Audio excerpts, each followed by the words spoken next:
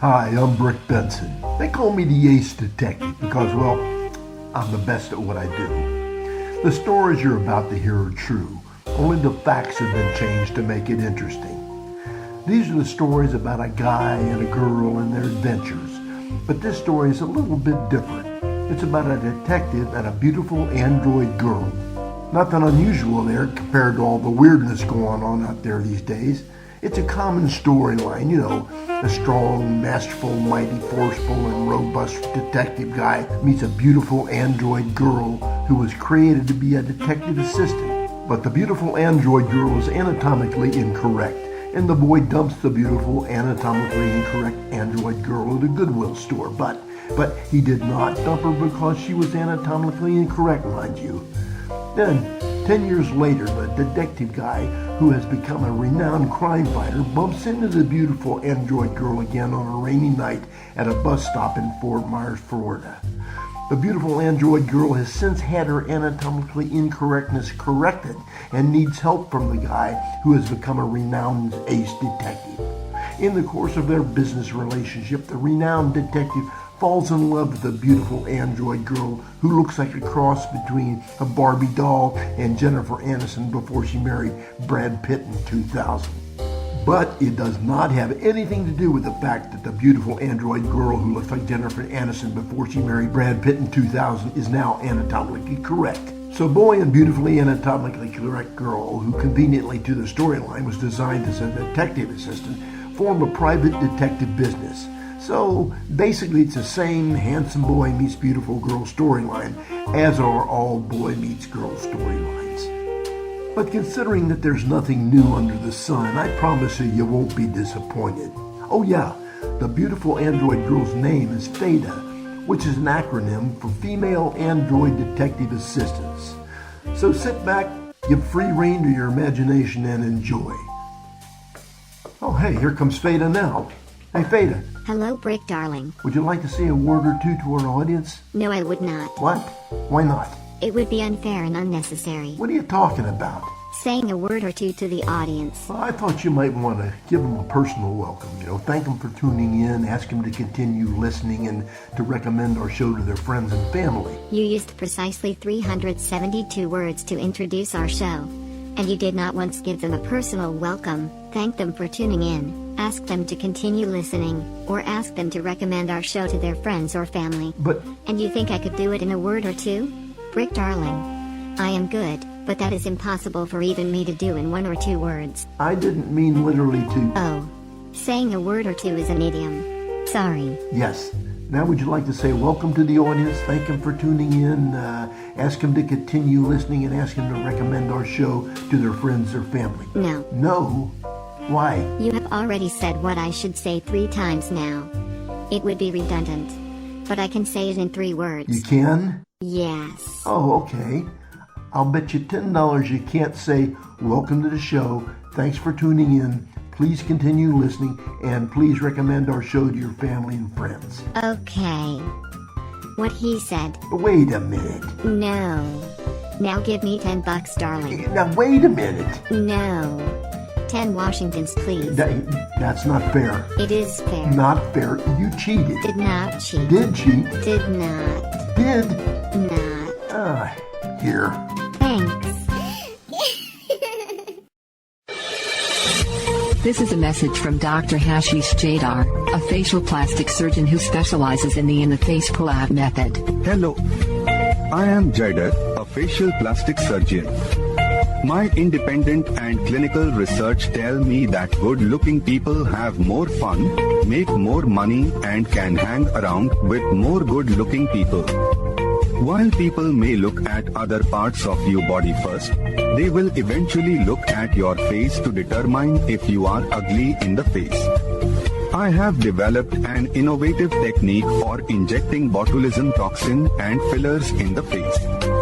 With one tiny prick in the face, I distribute material in the face and then I slowly withdraw to minimize pain and swelling in the face. I call it my in-the-face pull-out method. Thanks to Dr. Jadar's and the face pull-out method, I had a wonderful experience. And now people actually look at my face. Thank you, Dr. Jadar. With Dr. Hashish Jadar's revolutionary in the face pull-out method, you no longer have to be ugly in the face. Call Dr. Jadar today at Tuck Universal at 1-800-TUCK-U for your free facial ugliness assessment. That's 800-882-5968. Today is the rainiest in Fort Myers since 1935. I'll have the details of what you can expect with this week's forecast tonight at 6 on NBC2. Later tonight on NBC2 News at 11. The LCZ Broadcasting Company and your favorite commercials bring you the adventures of Brick Benson, Ace Detective.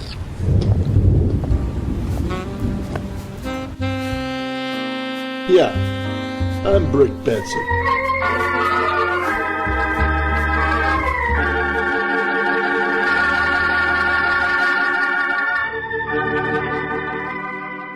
That's what the sign on my office door says.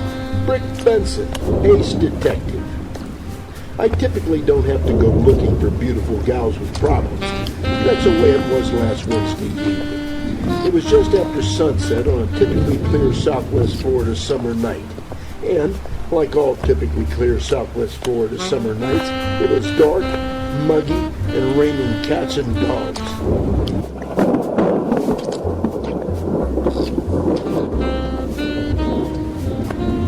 I was splashing along down the sidewalk on McGregor Boulevard when I walked into a puddle. I met Poodle. Sorry, Fido. I know, that's an old joke. But I'm just a couple of minutes into the story. It takes a while for me to warm up into my comedic banter. Anyhow, I was walking at night because the vacuum-operated windshield wipers on my vintage 1970 AMC Gremlin stopped working while I was at Kathy the Camel Lady's house. You know, you work great on non-rainy days as long as you don't turn them on. In case you're wondering, the answer's no. Kathy doesn't smoke Camels. She quit that years ago. Made her skin wrinkle. But for some reason, she still smells like a camel. And so does her Great Dane puppy.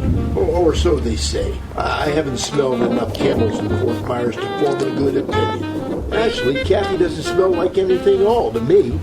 That's probably because I contracted COVID-19 a year ago when the Chinese attacked us with their new biological bat soup weapon, while at the same time the Democrats attacked us with Joe Biden, and I never got my senses of smell or taste back. Now, I just know that Democrats always smell bad, and old hair-sniffing Joe is a definition of bad taste. Anywho, don't ask me what I was doing at Kathy's house. That's a story for another time. But I digress. As I was saying, I was splashing along McGregor Boulevard when I was surprised to see a secretary who I'd picked up cheap about 10 years ago. I got what I thought was a great deal at the time. I traded my vintage 1965 Honda 50 C110 scooter for her. Let me explain before the cancel culture commies take me out. Her name was Fada. She was a quirky but cute model in a Twilight Zone kind of way, who bore an uncanny resemblance to a life-size Barbie doll, complete with long arms and smooth, long legs, and moved melodically like two flesh-colored boa constrictors in fishnet stockings, and they connected her hips to her ankles. She was a bit worn, but the guy I traded my scooter to for her assured me that she was still serviceable. Fada didn't have a last name. You see, her name, Fada, was an acronym for Female Android Detective Assistant. The guy I got her from was an old client of mine who owed me some money in a favor. He was an inventor who was trying to develop attractive robotic assistants who wouldn't file harassment charges against their owners or employers. Unfortunately, though, Fada wasn't completely anatomically correct. I liked her, too, except she was always correcting me for speaking my internal dialogues out loud. And she sounded kind of like a female version of Data from Star Trek. Anyhow, I had to let her go because as an early prototype model, she had HDD memory, not solid state. She didn't have any Bluetooth capability, and she operated on very expensive lithium batteries. And she had that annoying voice and an annoying strange quirk in her speech software. I couldn't afford the maintenance on her or to upgrade her with modern technology, so whoa, that was close.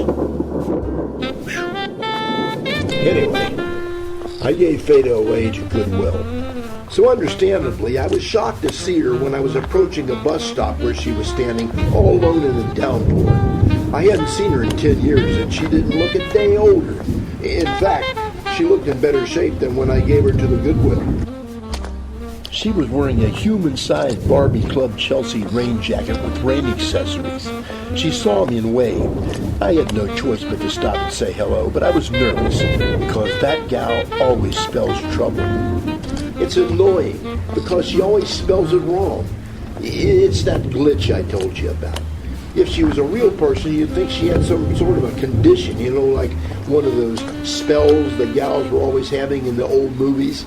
But I don't know for sure because I've never seen one of those old movies where the gals have spells, and I'm not a doctor. But I do like to play doctor whenever I get the chance. Fada looked so good, I was hoping she might have had that anatomical incorrection corrected. If so, I might just get the chance to play doctor that night. Anywho, I smiled my best toothy smile, and I gave her my signature greeting. Well, hiya, Toots. How you doing? Long time no see. Brick, I am so glad to see you. I am in Trouble. See? I told you. She always spells trouble, and she always spells it wrong. I looked Fada straight in the eye and tried to pretend I noticed anything above her shoulders. So, Brick, you are still trying to pretend that you notice anything above my shoulders. Ah, fudge nuggets. Fada was uncannily able to know what I'm thinking because, well, like I told you, I sometimes tend to speak my internal dialogues out loud. Ha! That's very funny, sweetheart. Looks like you developed a sense of humor since we last met. Oh? Do you mean when you abandoned me at the creepy Goodwill store? Anyhow, while you are looking real good, sweet cakes, I'm just out for an evening stroll in the neighborhood, literally soaking up this typically clear southwest Florida summer night. So, sweetheart, what kind of TRUBBLE are you in, anyway? Brick, why are you spelling words? Do you have some kind of condition? Me? No, I don't have a condition. You always spell... Never mind. Fada smiled with a questioningly raised eyebrow. That facial expression was obviously an enhanced capability over the old expressionless Fada I knew. So, Brick, what were you doing at Kathy the Camel Lady's house? This is getting ridiculous, I thought to myself. Son of a ditch digger. I must have actually said I was at Kathy's house out loud at some point when I thought I was thinking in internal dialogue. I have to quit saying them out loud. Ha ha ha ha, snort. What in the heck's that? I am laughing. With a snort? You can add sound effects to my program if you would like. Here are some samples.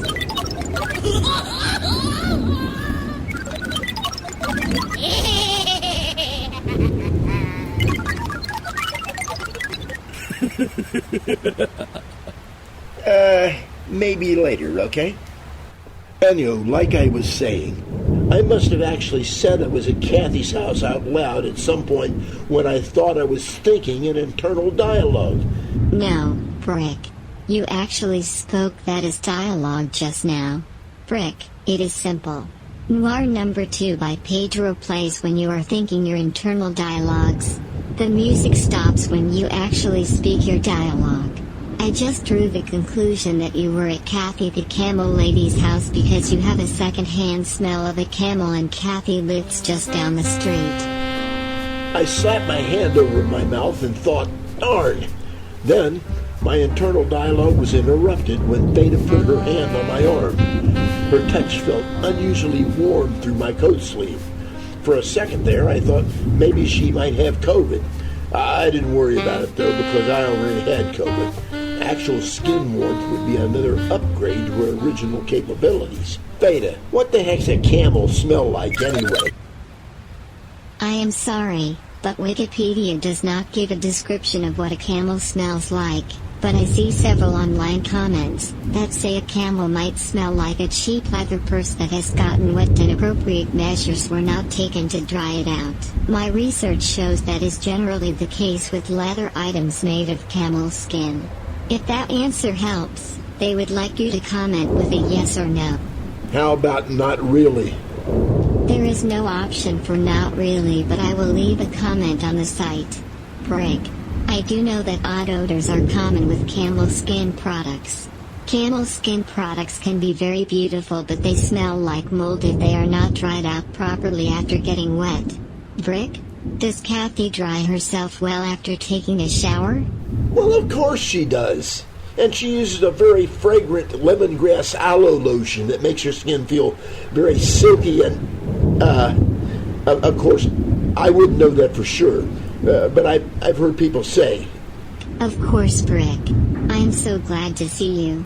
It just so happens that I need your help with my TRUBBLE. Finally, I thought. We are getting to the actual storyline. No, Brick. You did not think we were getting to the storyline.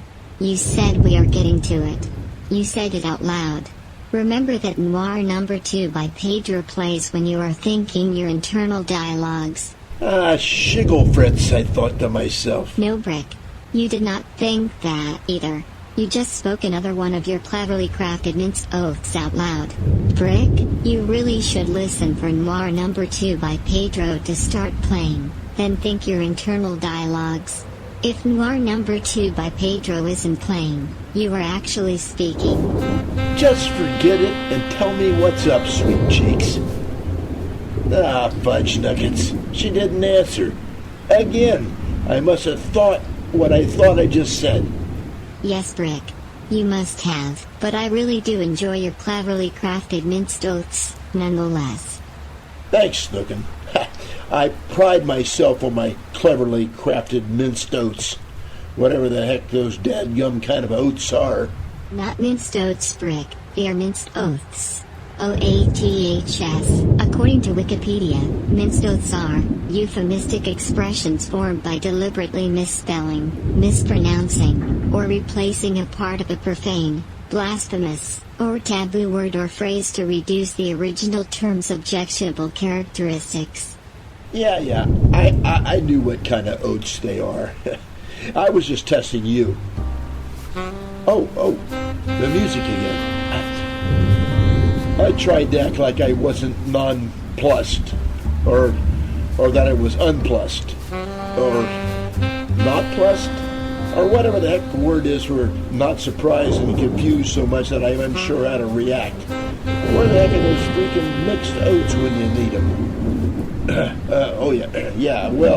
Well, I'm definitely plussed, or not nonplussed. So what's up, dollface? Noir number 2 just started playing again, so I'm pretty sure I actually said that. Cool beans. Brick, wah, wah, wah, wah. Sniff, sniff. Deep breath. Wah, wah. Sob.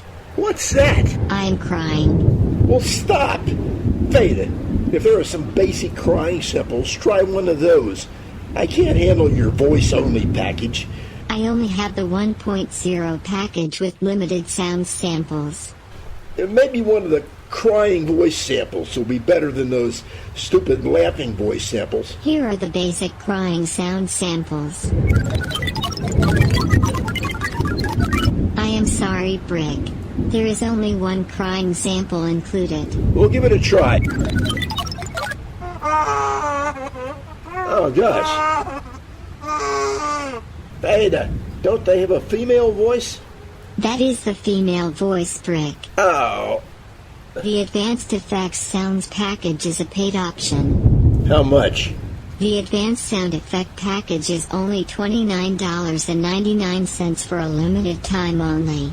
It is normally $50. Here is the free version.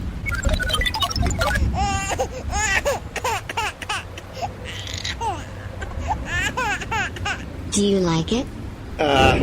Maybe if I was Joe Biden. Do you want to purchase the advanced package? Nah, I think I'm going to pass on that. You know, they never give you anything for free that's any good. Now, if you're a good girl, maybe I'll get it for you for Christmas. Now, let's get to it, Dollface. What's your your trouble? What kind of trouble are you in? He wants to erase my memory. He wants me to forget. There's the music again. I'm getting the hang of this. So I thought, finally, now we're getting into the story. The music stopped. That's my cue. So, who wants to erase your memory? No, Brick. He wants to erase my memory. He who wants to erase your memory? No, just he. He wants to erase my memory. Just he? Yes. Well, what does he want you to forget, Fada? And I can understand smacking you around a little, maybe. You do have that smack me around quality about you, but... No, we can't talk here. He might be listening.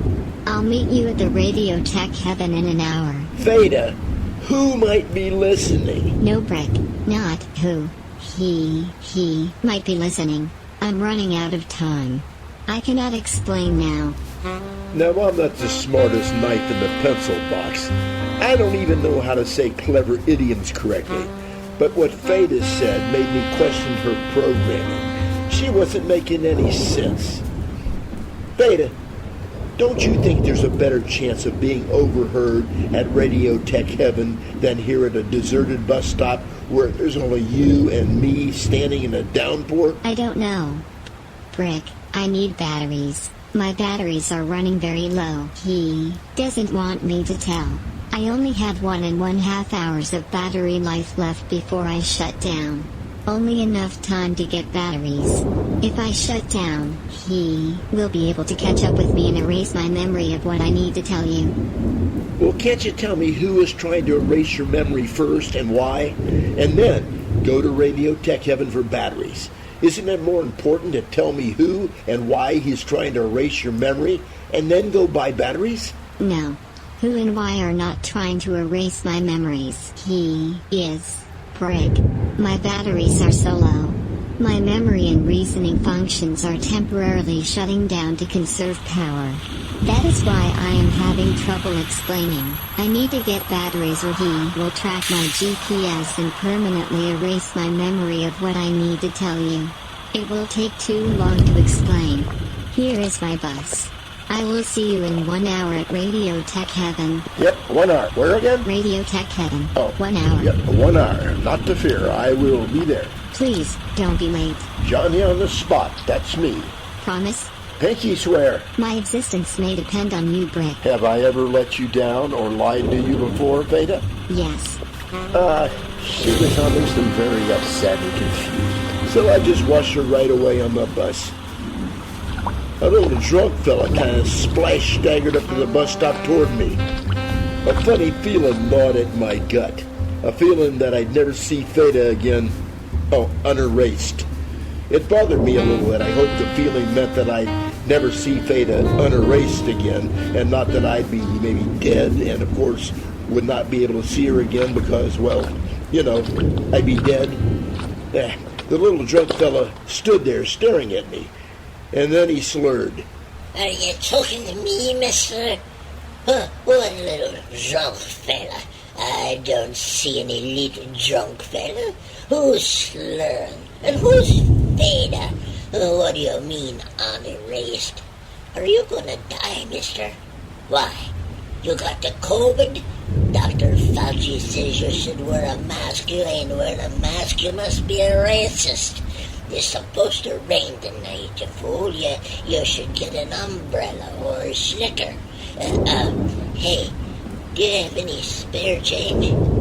Horse feathers. I hate speaking internal dialogues when I think I'm thinking them to myself. Now I got some little drunk son of a basket weaver calling me names and telling me what to do. Bull slippers. The music's not playing. I must be talking. Hey, I oughta kick your butt. You must be a crazy conservative racist. I don't like your minced oaths. Learn to cuss like a real man. Stay right here, you. I'll be right back. I'm gonna go report you to Dr. Fauci. Do you know his number by any chance? Or where I can find him? No, I don't. Just call CNN. He's always there. Go on. I'll wait right here. I was really beginning to hate law number 2. Of course I didn't wait around for the little drunk guy and Dr. Fauci to return. I don't know why I didn't just get on the bus with Fada. We were going to the same place. Anywho, the bus would ride when I headed to town. I stopped up at a Dunkin' Donuts for a cup of coffee.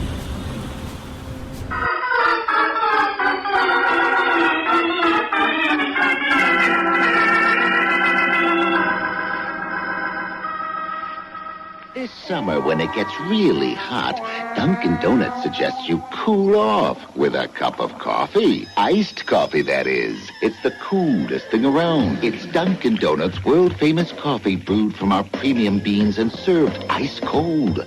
It's very cool.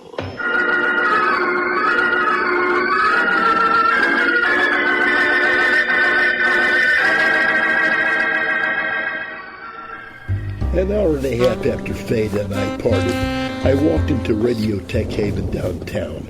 I was late. I lost track of time at Dunkin's Donuts. I took in a deep breath of that familiar odor of burning electrical wires that permeates all electronics tech stores.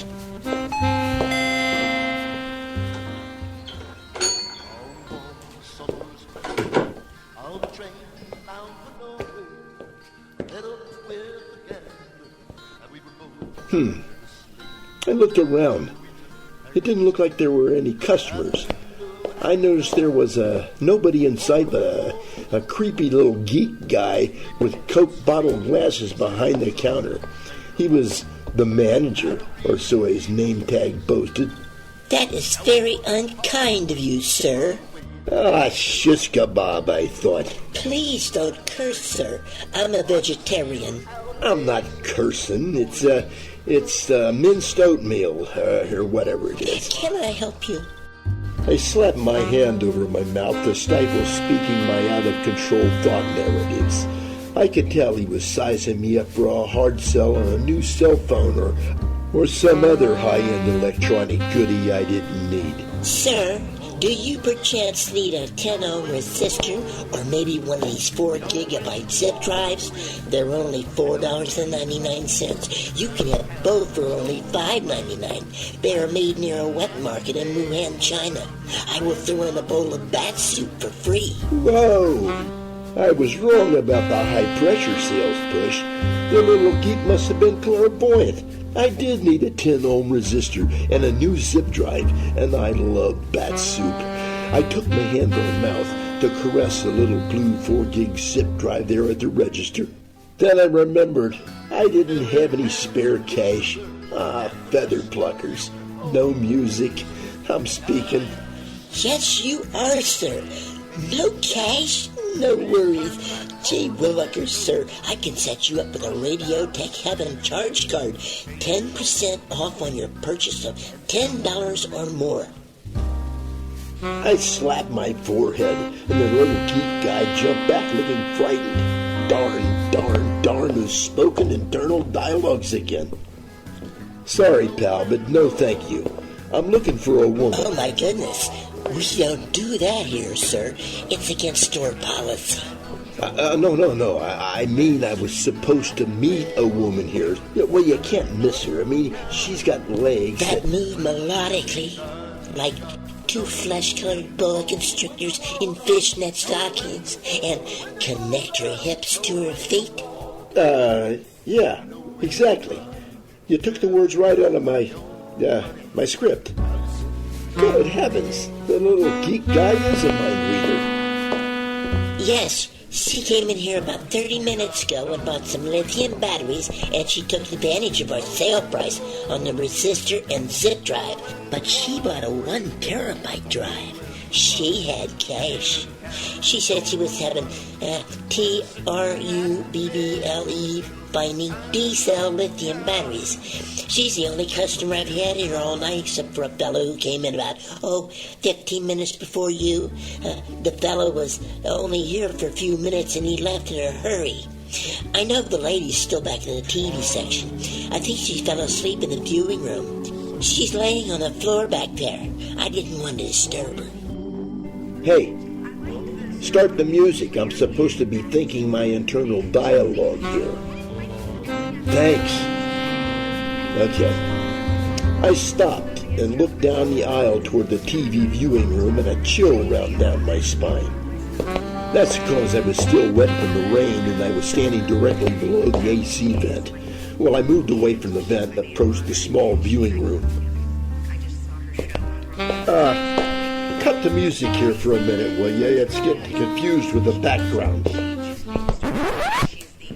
Thanks. Say Yes to the Dress was playing on a 65-inch Samsung flat screen.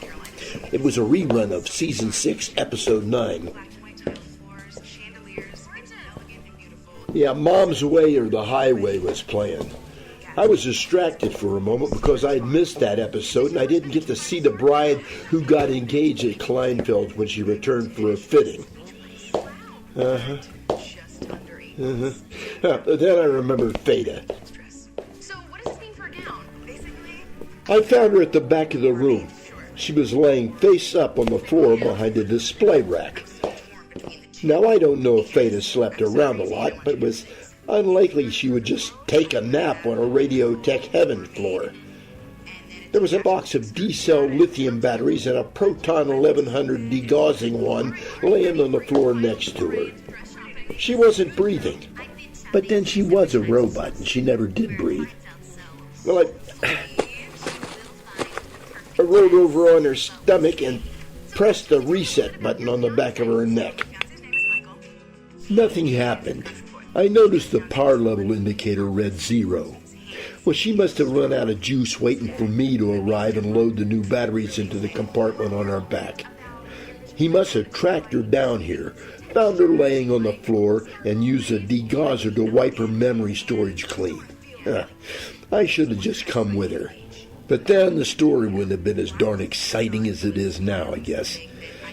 I popped open the panel, and I loaded the batteries, and then I pushed the reset button again.